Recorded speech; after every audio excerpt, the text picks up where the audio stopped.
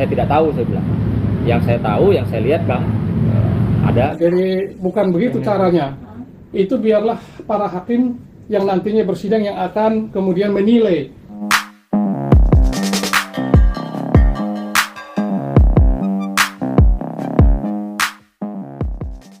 Entah cara-cara ini benar atau tidak. Kronologi Nikita Mirzani dijemput paksa. Kalau kita lihat kronologinya yang sudah diceritakan oleh orang-orang saksi yang melihat dijemput paksanya Nikita Mirzani. Ya, Nikita Mirzani dijemput paksa sejumlah polisi dari Polresta Serang Kota. Peristiwa ini terjadi di Mall Senayan City, Jakarta Pusat. Mail, asisten Nikita Mirzani yang berada di tempat kejadian, menceritakan kronologinya, yaitu bermula saat Nikita menunggu mobil untuk pulang ke rumah. Kita mau pulang, terus pas mau pulang mobil langsung digeruduk gitu aja, kata Mail. Dan peristiwa itu juga disaksikan anak bungsu Nikita Mirzani, Arkana Mawardi, bocah 3 tahun. Itu menangis histeris karena menyaksikan sang ibu yang dikelilingi banyak orang dan hendak dibawa. Ia nangis, dia bingung miminya kenapa, nggak mau ditinggal miminya juga. Akhirnya Arkana beserta babysitternya ikut bersama Nikita Mirzani di mobil tersebut. Saat ini mereka tengah dibawa polisi dari Polresta Serang Kota. Ini kan kasusnya UU ITE, aku bingung, UU ITE kok kayak teroris. Sekarang gini minta barang bukti, udah ya sudahlah, tanya ke Serang Kota, ujar Mail. Sebelumnya polisi dari Polresta Serang Kota juga pernah ke rumah Nikita Mirzani untuk membawanya ke kantor polisi.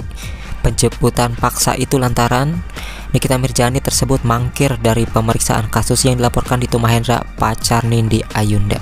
Bahwa pada saat drama penjemputan paksanya itu di lobi mall tersebut, anaknya yang paling kecil juga nangis begitu.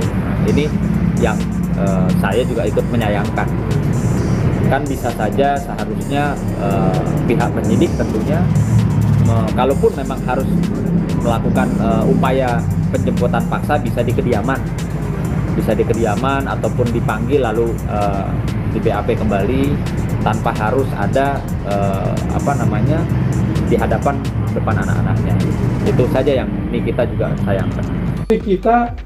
Nikita Mirzani baik pada panggilan sebagai saksi, panggilan pertama maupun kedua tidak datang sampai terjadi peristiwa polisi datang untuk mengambil paksa waktu itu di rumahnya. Namun demikian, Nikita itu tadi malam dia sudah menyatakan sikap bahwa dia siap mempertanggungjawabkan segala perbuatannya kalau memang itu dinilai secara hukum memang salah. Artinya tadi malam Nikita berkali-kali nyatakan bahwa ya kalau memang saya salah ya sudah, tahan saya saja gitu. Itu yang disampaikan oleh Nikita kemarin di hadapan saya. Ya, ini begini, ketentuan KUHP kita itu mengatakan bahwa asas-asas dalam hukum acara pidana itu adalah cepat, murah, dan ringan. Kan begitu. Jadi apa yang dilakukan oleh kepolisian ini sudah betul. Memang sudah seharusnya begitu. Terhadap siapa saja, ya. Berkomunikasi dengan Kasubditnya, ya, Kasubdit Polres Tangerang Kota, dia menyatakan memang katanya memang ada surat panggilan lagi, cuman kita mengabaikan. Dalam hal itu kan kembali lagi saya katakan saya bukan penasihat hukum atau pengacara daripada Nikita Mirzani, sehingga saya tidak mau masuk di ranah persoalan teknis pemanggilan, ya, atau berita acara pemeriksaan. Itu saya tidak tahu, saya bilang. Yang saya tahu, yang saya lihat Bang, ada video viral yang menjadikan banyak masyarakat menyayangkan kenapa peristiwa itu, penjemputan paksa itu terjadi di mall dan di hadapan anak-anaknya. Begini, itu bukan Mas Dito yang menghukum, ya. Nah, jadi bukan begitu caranya. Itu biarlah para hakim yang nantinya bersidang yang akan kemudian menilai berita acara yang diserahkan oleh jaksa dan bukti-bukti yang disampaikan oleh jaksa nantinya. Jadi bukan Mas Dito yang menghukum, ya. Saya mendapatkan informasi terkini tadi dari kuasa hukumnya juga, dari Bang Fahmi, bahwa laporan Nikita Mirzani ke Propam Polri ya sudah disikapi secara profesional juga dengan Propam Polri itu sudah menerbitkan surat atau SP2HP, ya, perkembangan hasil penyidikannya.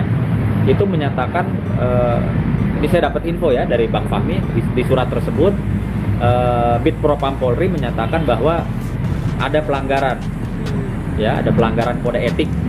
Ada pelanggaran kode etik, tadi saya dapat info dari Bang Fahmi yang dimana pelanggaran tersebut diduga dilakukan oleh penyidik daripada Polres Serang Kota. Nah itu tadi saya dapat info terkini dari Bang Fahmi.